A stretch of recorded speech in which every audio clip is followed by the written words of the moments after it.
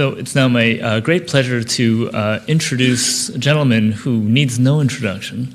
And we're very happy to welcome Dr. Cedric Carter, who will say a few words to set the stage for the Don Brooks and Dana Devine keynote address. Cedric, thank you. Okay, well, thanks a lot, and thank you. I think Ed managed to retrieve this photograph. Don and Dana, the reason they're there is not that they're married. Divorce is so common nowadays, it could be a topic of conversation. Happily married for 20 years, but the main thing is they're colleagues. The thing that is different is their backgrounds. If you go to page 8 of your magazine, there's a very nice obituary from the Globe and Mail, very comprehensive. If anyone wants to know what a reluctant debutante is, talk to me afterwards, and I'll explain it.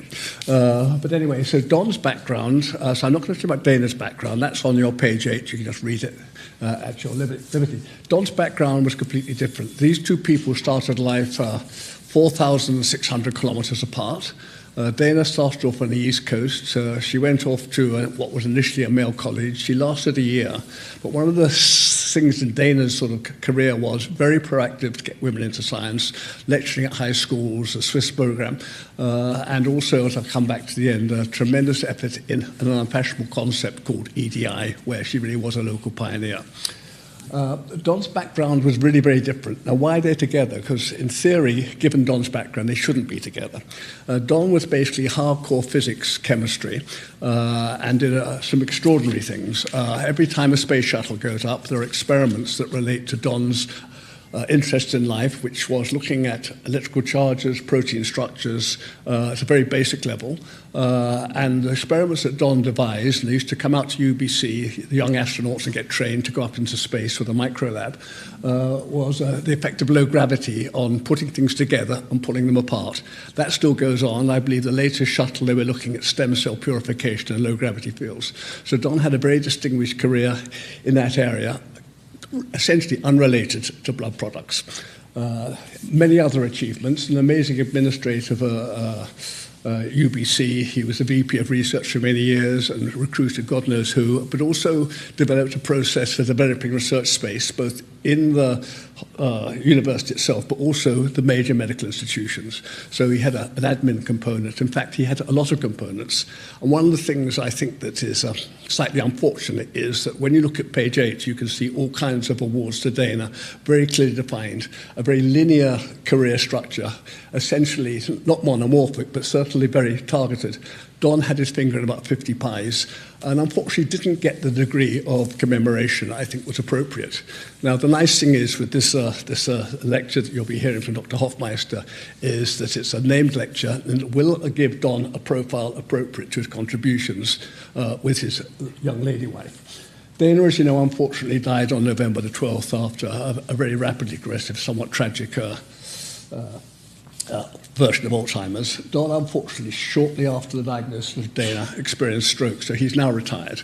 One thing Don's done, which is unique actually in most institutions in North America where you don't get direct government funding, is he's trained up a tremendous successor process, including Jay, who's somewhere in the thing here. So when Don left the premise, he left in terrific state. Usually when a senior person retires, we don't get this privilege. So one of Don's great sort of fortes is this.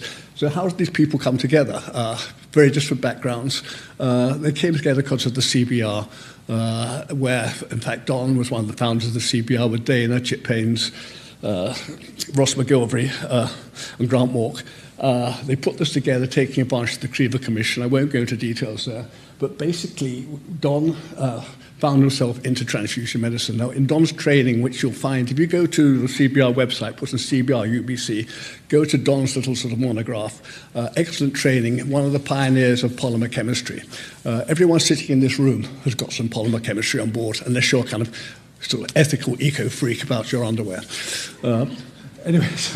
So Don got into transfusion medicine. So if you look at the CBR sort of bio on Don, you'll see that, in fact, he used this polymer chemistry to address the whole aspects of transfusion medicine. This is ongoing with Jay's group now.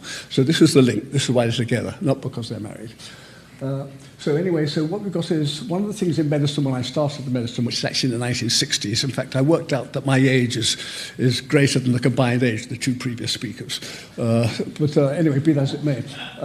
I think one of the aspects of medicine was eponymous terms. So Friedrich's ataxia, Charcot-Marie-Tooth, then you go to hard science, Michaelis Menten equations, Line-Weaver-Burke plots, and that's how you're remembered. And I'm so glad with this upcoming lecture that we have a means of remembering Don and Dana 10 years hence, assuming the CBR survives and the Bethune survives. So this is why it's been a tremendous privilege to present this to you. I finished on time, Ed.